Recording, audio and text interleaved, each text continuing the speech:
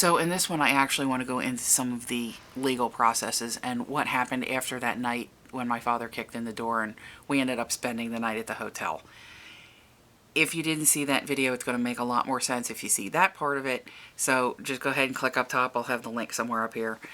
And go ahead and watch that one first. That's the long video, unfortunately. But let's get into some of the legal stuff that my family had to deal with. You're not necessarily going to have to deal with this, but this might be helpful to somebody who is seeking some of these legal avenues, let's say.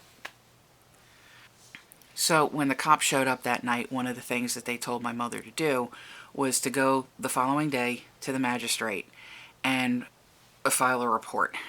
And what that would do is that would have the magistrate contact the police, and they would come to the house and they would remove him from the house and they would check him into a hospital.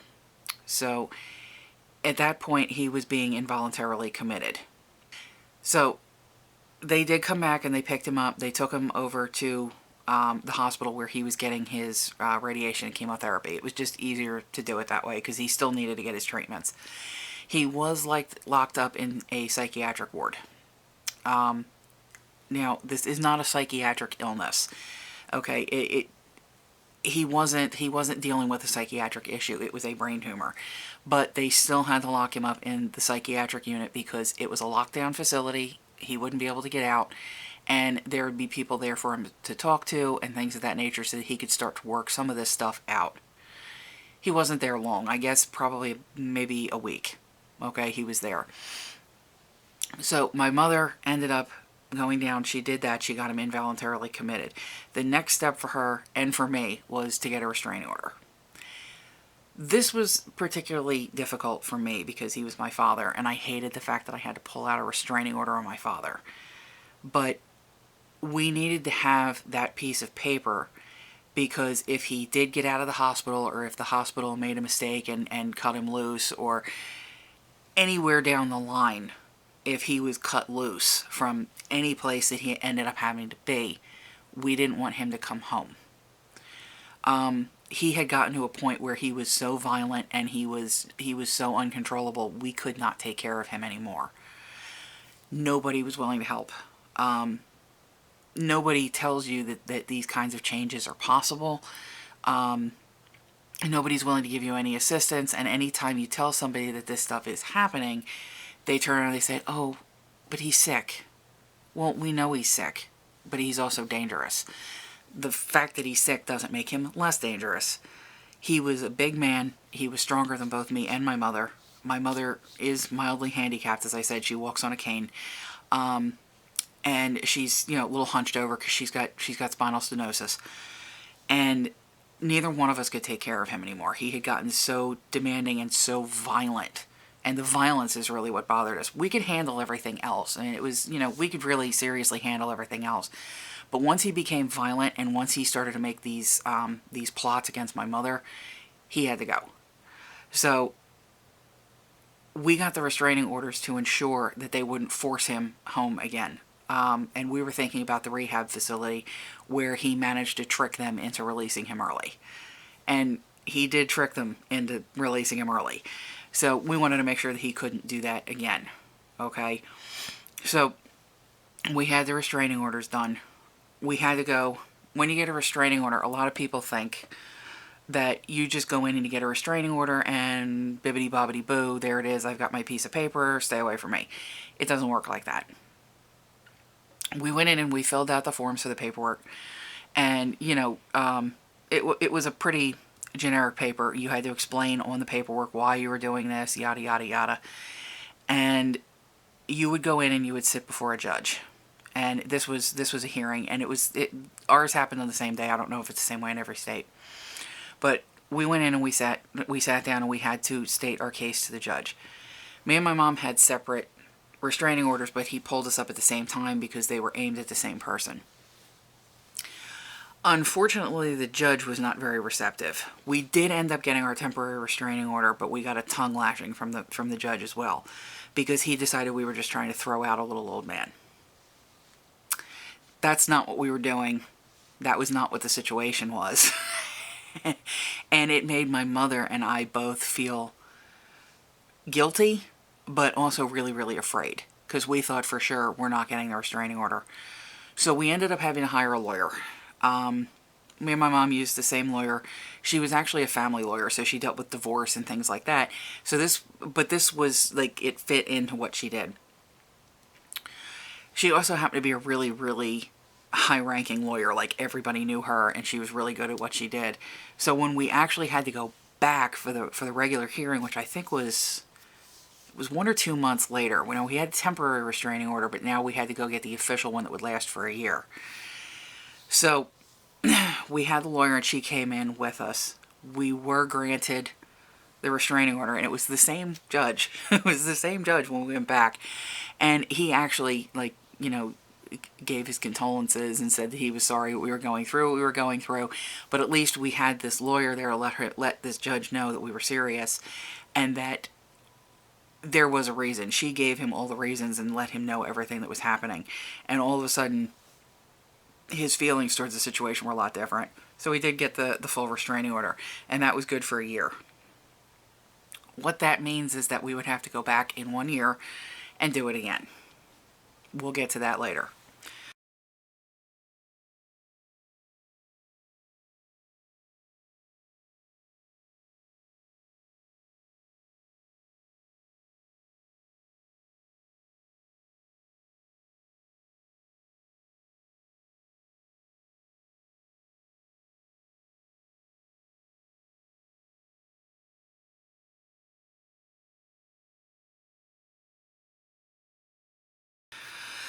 So, the next thing we had to do, the state stepped in at this point. Now, this is where things get really ugly and really shady. My parents both had all the stuff that they were supposed to have. They had durable power of attorney. They had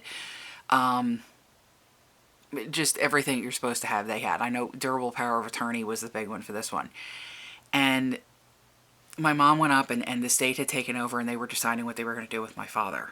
Now, what the state had decided was they were going to take my dad to a psychiatric facility, a lockdown psychiatric facility, and they were going to put him away. It was pretty much what it was, and my mom wasn't okay with that.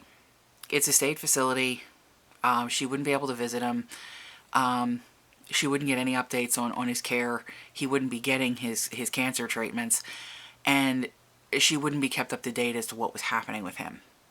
Plus, being a state facility, we're not sure how they would have treated him. My mom was very much afraid that they were going to just strap him in a chair and leave him sitting in the hallway drooling on himself, to be honest with you. She didn't want that to happen, and neither did I. He didn't deserve that. So, she went ahead and she decided to get... Well, first of all, she showed them the durable power of attorney. She showed them the durable power of attorney, and they said, nope, we're not taking that. I don't know why. They should. But we don't know why they decided in this case that they were not going to take the durable power of attorney. Instead, my mother had to go back to court. We were at court so much this past year, it was ridiculous. I know the courthouse like the back of my hand. But we went back to the courthouse and we fought for guardianship. So, again, you go in for the guardianship and you got to fill out a bunch of paperwork. And at this point, they sit down, there's a hearing, and they say, okay, well, we're going to assign him 2 temporary guardians. There's the guardian of the estate, and then there's the guardian of person. So he had these 2 guys, and the guardian of the estate was a lawyer, and the guardian of his person, I believe, is a social worker. And I don't know what they were doing in the process, but my father was only allowed to communicate with us through his guardian of person. The guardian of estate was supposed to handle everything that was monetary. So any monies that my mom had to spend, anything like that. Now, mind you, everything was locked down at this point. As soon as she applied for guardianship, all the accounts were locked down. My mother had no access to any money at all. If it was a joint account, it was locked down. It didn't matter. If his name was on it, it was locked down, and she did not have access to it. So all she had was what money was in her personal savings account, which wasn't a whole lot. So she's trying to pay bills, and he's trying to get approval for stuff. Well, he can't approve it. So he's got to take it, and then he's got to take it to the court for the court to approve. Which is so much fun. Government. But, you know, it was a process.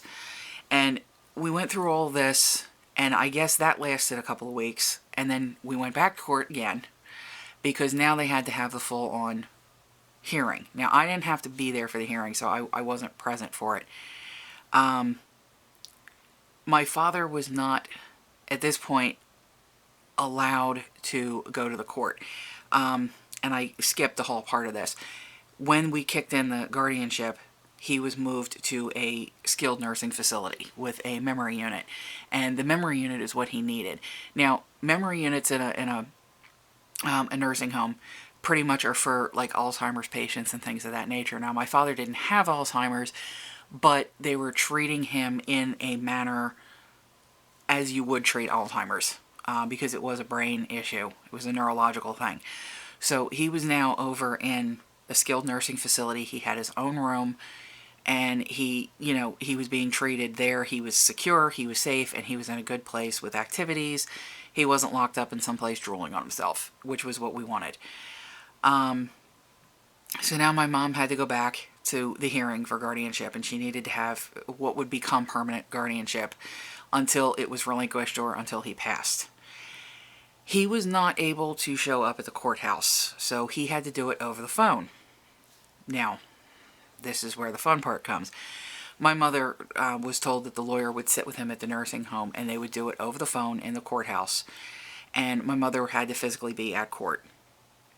When my mother showed up to court, my father's lawyer was in the courthouse.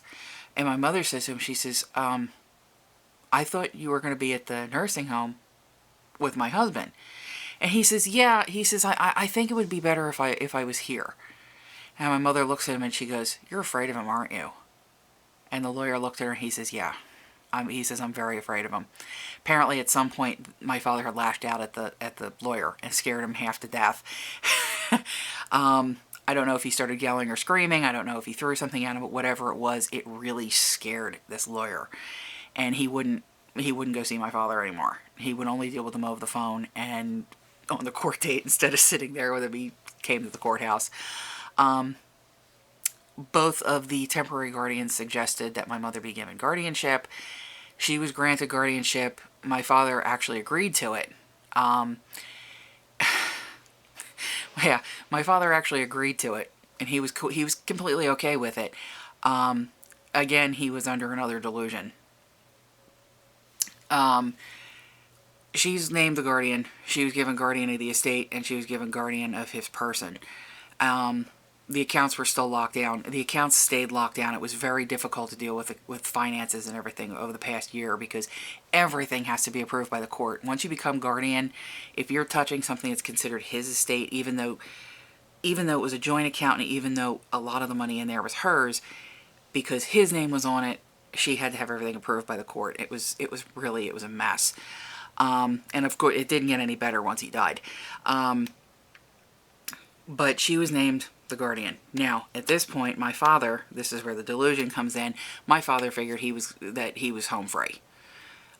He just assumed my mother couldn't live without him and that she was going to come and get him and take him home. He repeatedly violated the restraining order.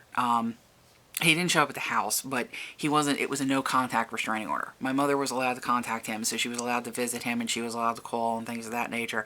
But he wasn't allowed to come visit us, and he wasn't allowed to call us or anything like that.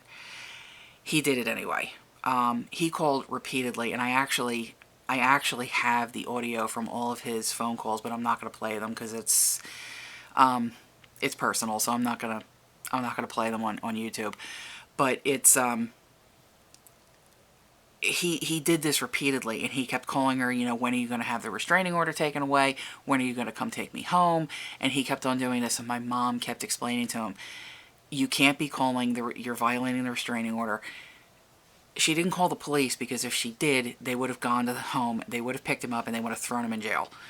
And she wasn't sure if when they let him out, if he would have been allowed back in the nursing home or not. So she really was waiting for it to be something serious to call the police, and we never actually did call the police for restraining order violations. We never had to. But he continuously kept on calling. He didn't seem to care. he wanted things. He wanted a computer. He wanted his Kindle. He wanted a phone. He wanted all this stuff. And the court specifically said he wasn't allowed to have access to any of that. He wasn't allowed on the internet because of his spending. The house and the cars that he bought and everything, he did all that on the internet. So he wasn't allowed access in any way to the internet, which meant no computer, no Kindle, no phone. He wasn't allowed them because most of that stuff can go online.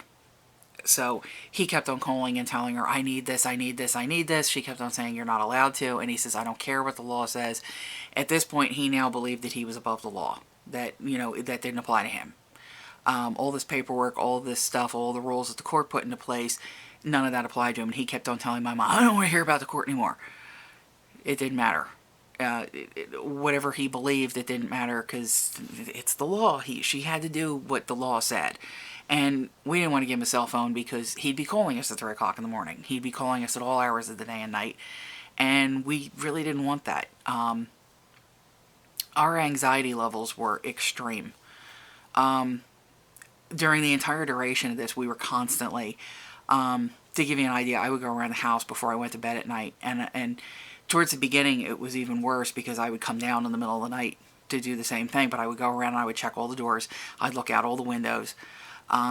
Even like the slightest shadows, I'd stand there and I'd freeze and stare at them because I was afraid it was him waddling down the street. And it was bad. I mean, it was really, really bad. And just anxiety and stress. I mean, my hair was falling out. My skin was discolored and dry all the time. My mom was the same thing, hair falling out. She was, she was all discolored and her skin was dry. And the stress and the anxiety is really the worst part about it. And having to go through all the legal stuff, in all honesty, does not help. But we didn't really have a choice. We had to make sure that he didn't come home, so we had to get the restraining orders. And my mom went for the guardianship. She shouldn't have had to. I don't personally believe that she should have had to because of the durable power of attorney. But according to our county and our state, she needed to have the guardianship. But the guardianship is still a problem. But it was either that or he was going to be locked up in some state facility where we wouldn't be kept up to date and we wouldn't have, any access to him. And it wouldn't have been a good life for him. So we had to do what we had to do. But this continued on for a good portion of time. I'm just going to skip right on over. We're just going to jump ahead. Now,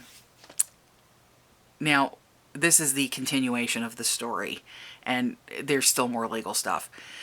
So, we're going to go ahead and skip ahead to, I guess, probably March of this year, 2016. So now we're in 2016 now. Everything in between, a lot of it was just repetitive. It was constantly my father calling and my mom visiting, and the conversation was always the same. So, literally, it was always the same conversation. It was always, when are you getting me out of here, and yada, yada, yada. So in March, I guess, it was mid to late March of 2016, my father was in the dining area of the nursing home, and he fell. And they got him up and they took him back to his room. He wasn't hungry or any of that nature. They did call an ambulance. It was their policy to call an ambulance when somebody fell, and they said, well, he hit his head, so we need to take him in. So now they described it, and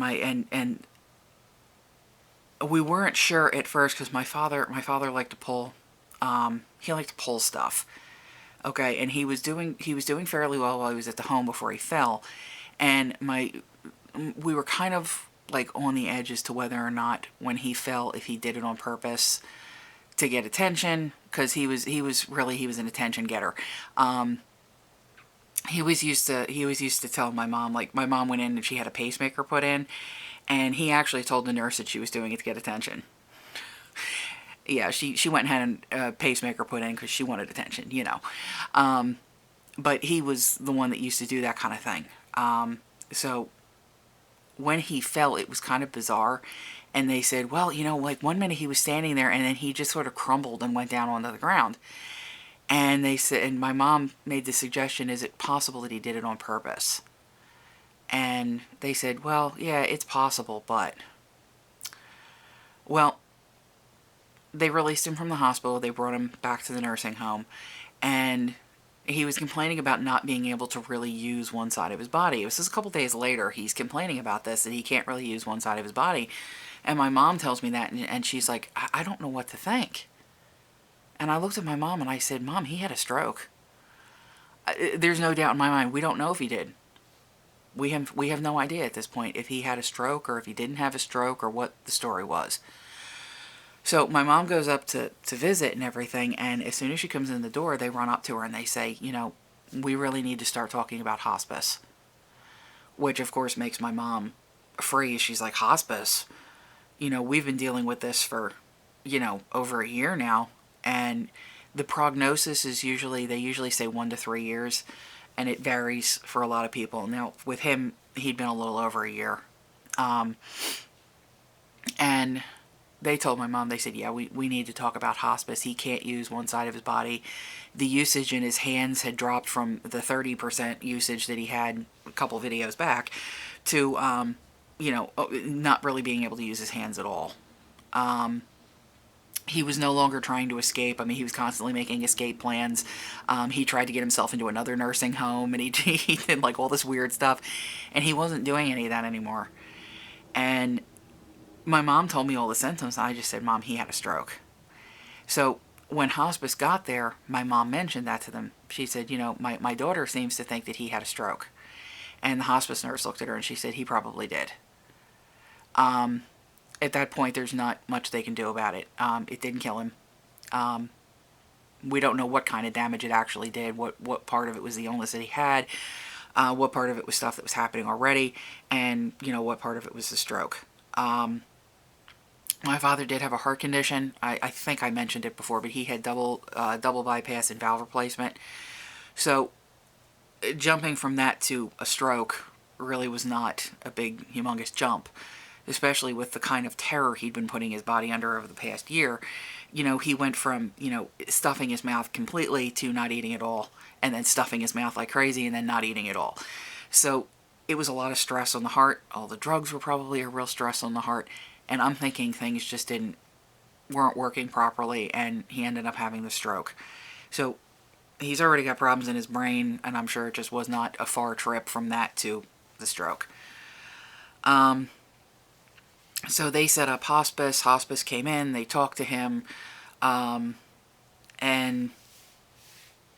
now we're in late April at this point, and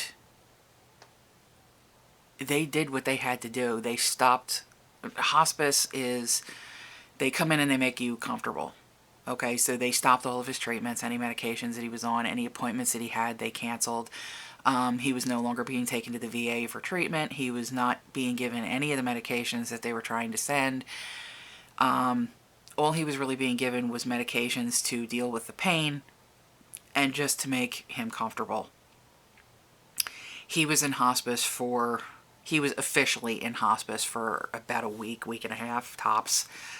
And we got the late night call that he had passed away. The people in the nursing home were really good with him. They spent his last couple of days, I mean, even the cleaning staff was going in to read to him. He just sort of, he got real religious towards the end too. That was something else that was, my father was an atheist, but in that last week he was asking for a priest. And we couldn't get a priest! That was the one thing he really wanted. His mother was really religious, but he was an atheist. And that last week he kept on asking for a priest. I guess, I don't know if he wanted to confess his sins. I don't know if he wanted last rites. I don't know what it was, but he wanted a priest. And my mother had called, we found a priest. He's Catholic. And she found a Catholic priest that was in the area, and they were calling, and my mom was calling, and all these people were calling, and the priest never got back to her, and she kept on saying, this is kind of imminent, he's getting ready to pass away, yada, yada, yada. I swear to God, the priest called back the day after he died. And I'm like, but, the people in the home did get together, and they sat with him, and they prayed with him, and things like that to kind of ease it, because, as I said, apparently in his last week, he found Jesus. So he, they had a prayer prayer circle with him. They prayed with him. They did that pretty much the whole week. And then I don't know how he died. I don't know if it was, he just went to sleep. I don't know. I wasn't in the room. But that night, because of the restraining order, I wasn't going to visit my father. My mother actually asked me as a personal favor to her to not do so. I still feel really guilty about it, so, but it was what my mother wanted. My mother didn't want me to see him like that. She didn't want me to have that be my last memory of my father.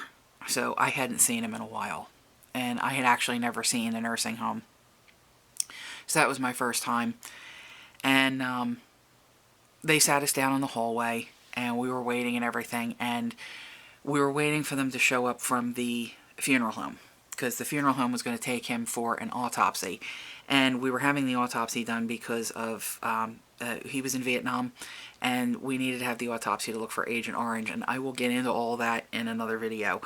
I'm going to be doing a VA video, and we'll discuss the autopsy when I get to that, because that's a whole other story in itself.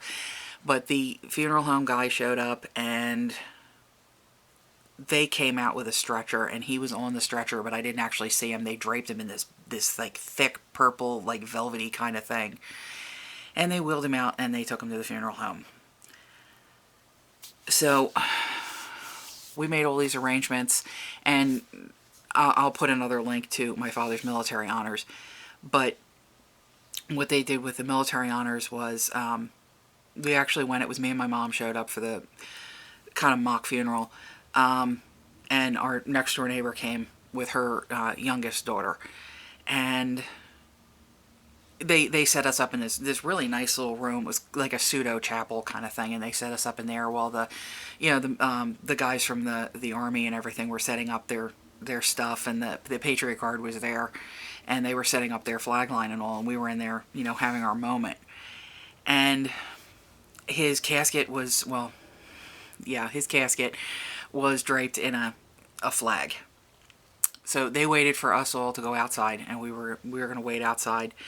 And two of the folks from the military came in, and they folded the flag. And they brought the flag outside, unfolded it, and then refolded it to present to my mother. They refolded it correctly to present to my mother.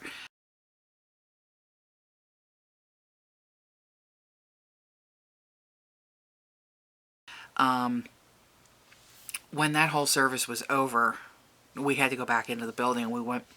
We came out a side door, and we went back in the same side door, where we had to walk past his casket. And that was, I'm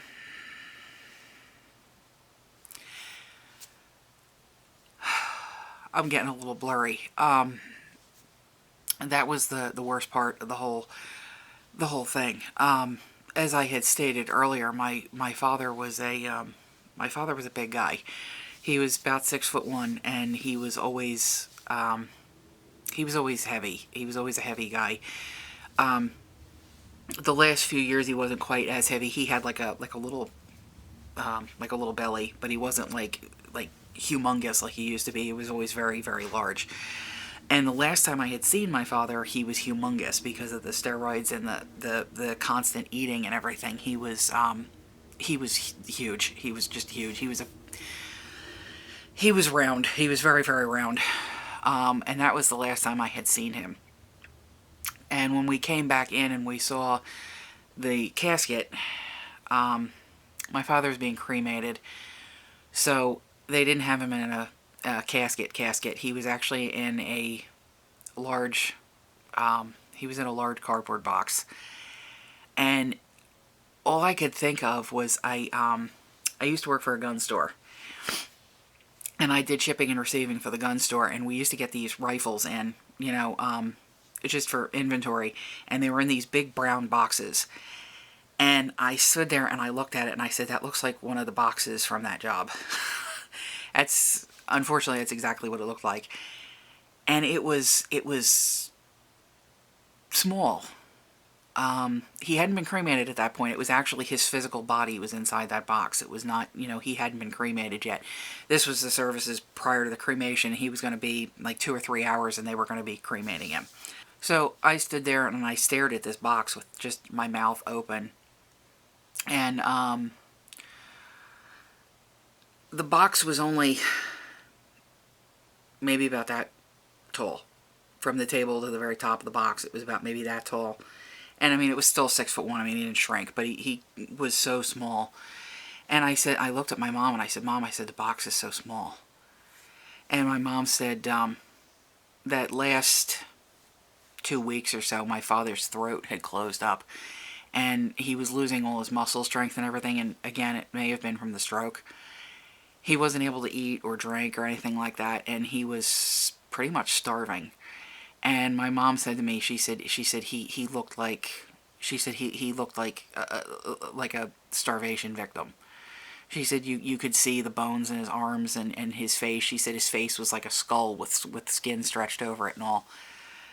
And I was just, that was the most shocking part of it, was just the size of that box. We left there and they cremated him, and we went back.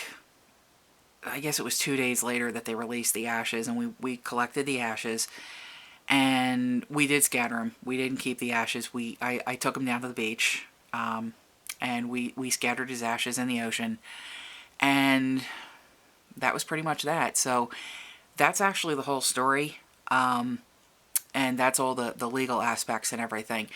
The guardianship is still kind of going on. There's a whole lot of paperwork. You've got to prove everything that you did, and you've got to show everything that you did. My mom's already been up there twice handling that. She's got more paperwork to fill out. There's a bunch of requirements that she's got to do. She had to put something in the paper, and she's got all this other junk that she's got to do and then present back to the court.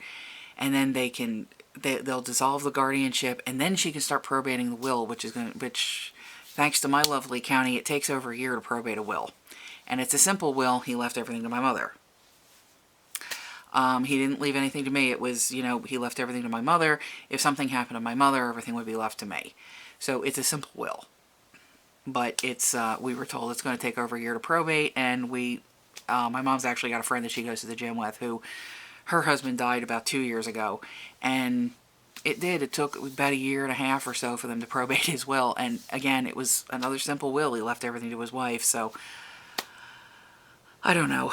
Bunches and bunches of red tape. This is not the last video of the series. I am going to do a video on the VA because I did promise people that I would talk about that. It was kind of a touch and go situation, so that's actually going to go back and just all the dealings that we had with the VA, and a lot of them are pretty interesting. So if you're a veteran, you may want to hang around for that. If you're not, and you're not interested in that kind of thing, you can, just ignore it. This was pretty much the end of the story, but that will be the last video that I will be doing another night. So, to be continued.